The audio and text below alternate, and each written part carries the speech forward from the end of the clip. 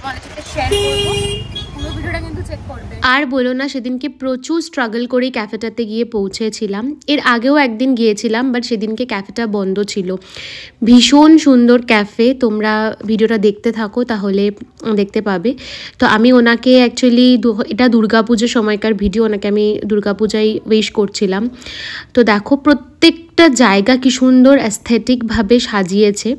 তবে হ্যাঁ, একটা কথা যে রাত্রিবেলা গেলে ব্যাপারটা আরও সুন্দর লাগতো, যেহেতু আমি দিনের বেলা গেছি, দিনের বেলারও একটা আলাদা সৌন্দর্য।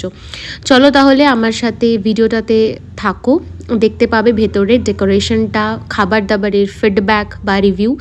চলো এবার দেখা যাক যে যেখানে আর কি তোমরা সুন্দর সুন্দর ফটোগ্রাফ তুলতে পারবে, সেটা হচ্ছে এই জায়গাটা। জাস্ট দেখো ভীষণ সুন্দর সুন্দর হচ্ছে মানে প্লেস রয়েছে ফটো তোলার। আর এখানে যেটা দেখতে পাচ্ছ সেখানে হচ্ছে যে ওনাদের যে কফিটা আছে না, অনেক রকমের ফ্লেভারের কফি ওনারা এখানে রেখে দিয়েছেন। যদি তোমরা কেউ পারচেস করতে চাও তাহলে সেটা এখান থেকে তোমরা নিতে পারো। তো সেটারই তোমাদেরকে একটু ভিডিওটা দেখিয়ে দিচ্ছিলাম। দেখো পুরনো এই যে ভিন্টেজ কারগুলো ওখানে রয়েছে, কি সুন্দর লাগছে দেখতে। ফ্লোরটা থেকে আরম্ভ করে একদম মানে গাছটা সমস্ত কিছু নিয়ে কিন্তু ব্যাপারটা বেশ অ্যাস্থেটিক ছিল। আর এখানে তোমরা সুন্দর সুন্দর ফটোগ্রাফ নিতে পারবে, একটুখানি বসে নিজেরা এনজয় করতে পারবে জায়গাটাকে। চলো তোমাদেরকে একটু গাড়িগুলো ক্লোজে দেখিয়ে দিই। দেখো এখানে হচ্ছে তোমার প্রচুর ভিন্টেজ কার রাখা আছে। আরেকটা না মানে এই এক্সপিরিয়েন্স, ক্রাফট কপি এক্সপিরিয়েন্সের এরকম একটা ক্যাফে হচ্ছে সল্টলেকেও আছে, আর এটা ছিল হচ্ছে আমাদের বালিগঞ্জে বেসিক্যালি। তো আমি এখানে দাঁড়িয়েছিলাম, একটুখানি বলছিলাম যে আমাকে একটুখানি ফটো তুলে দাও, আর বলছিলাম যে গরম লাগছে ভীষণ।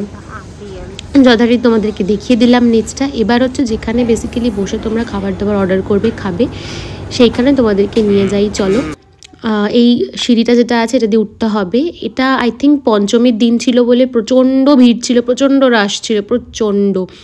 দুটো জায়গা আছে বসার, একটা হচ্ছে যে বাইরেটা দেখতে পাচ্ছ, এটা গরমকালে অ্যাভয়েড করাই ভালো, এটা শীতকালের জন্য হচ্ছে একদম পারফেক্ট প্লেস।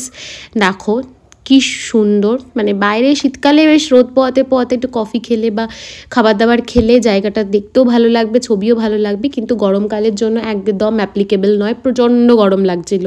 তো যথারীতি এখানে আমি বসিও নি, ওয়েট করছিলাম। অ্যাকচুয়ালি এখানে নাম লিখিয়ে তোমাকে ওয়েট করতে হচ্ছিলো, পঞ্চমী বলে প্রচুর রাশ ছিল ভেতরে। তো আমি যথারীতি ওয়েট করছিলাম। আর একটা কথা বলছিলাম যে চলো নামটা লিখিয়ে দিই।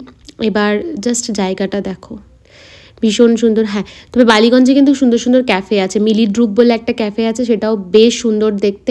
সেটারও ভিডিও একদিন তোমাদের সাথে শেয়ার করব। আমি যখন চাকরি করতাম এসব জায়গায় আমি তখন মানে প্রচুর ঘুরেছি আর কি।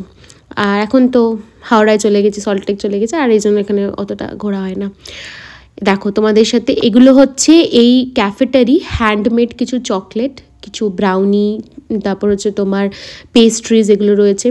রাশটা জাস্ট দেখো, প্রচণ্ডই ভিড়। আমি এখানে ওয়েট করছিলাম আমার খাবারের জন্য। অ্যাজ ইউজুয়াল বাঙালিরা গালে হাত দিয়ে যেটাই ধরো ওয়েটার নিয়ে আসছে খাবারটা, সেটাই দেখে আমার মনে হচ্ছে যে ওটা বুঝে আমাকেই দিতে আসছে। তো মনে হচ্ছে না, তো আমি আমার যথারীতি স্যাড ফেস করে ওয়েট করছিলাম আমার খাবারে। তো এরম সময় ওয়েট করতে করতেই চলে এলো খাবার। দুটো ডিশ অর্ডার করেছিলাম, একটা হচ্ছে তোমার full grill chicken with the mushroom sauce, আর আমারটাতে কি গ্রিল চিকেন ম্যাশড পটেটো দিয়েছিল। তো যথারীতি খাবারগুলো খেতে কিন্তু দুর্ধর্ষ ছিল, কোয়ালিটি ওয়াজ অসাম।